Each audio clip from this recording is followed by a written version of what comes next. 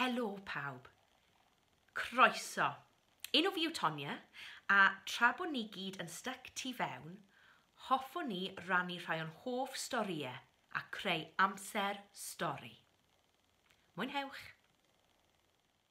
Ein stori gyntaf yw Bore Da Cadi, gan Sioned Lleunau a Suzanne Carpenter, ac os mae gyda chi adre, croeso i chi ddilyn gyda fi. Dyma ni'n dechrau.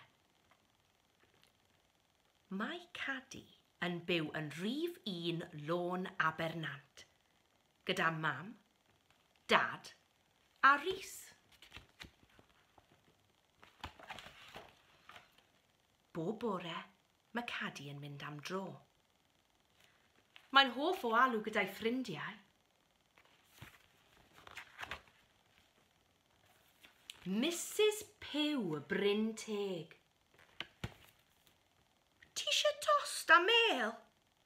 Miaw. Dim diolch. Mr Jones, sgomer fyw. Ti eisiau wy wedi berwi? Miaw. Dim diolch. Dr Patel glan traeth. Sut hwyl, Cadi? Ti eisiau plated o ffrwythau?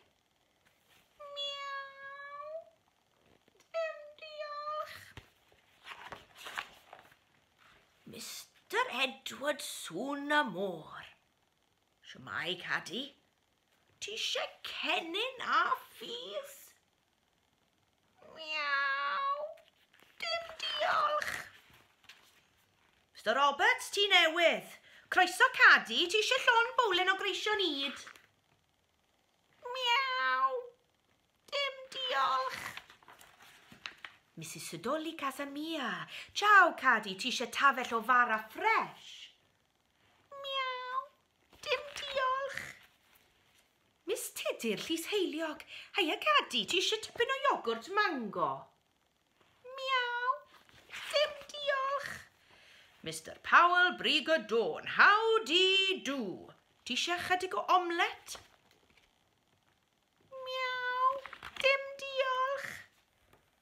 Mr Caradog, pen y bryn. Siwd wyt ti, Cadi? Ti eisiau llymyd o wyd?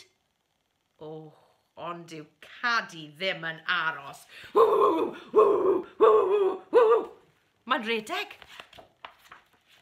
Allan o'r gegin i lawr y llwybr drwy'r clwyd ac yn ôl ar hyd y lôn.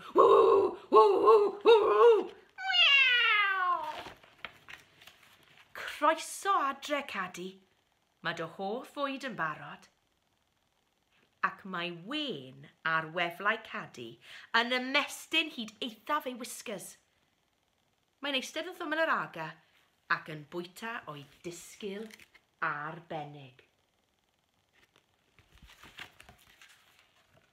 Cyn gorwedd yn belen a mynd i gysgu.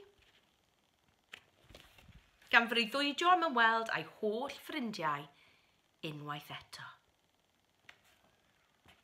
Y diwedd. Tybed a fyddwch chi yn gallu gweud neu ysgrifennu stori am cath sydd yn byw ar eich stryd chi ac yn ymweld a'i holl ffrindiau. Gobeithio chi wedi mwynhau y stori yma a gawn ni gweld ein gilydd cyn bo hir am stori arall. Hwyl fawr!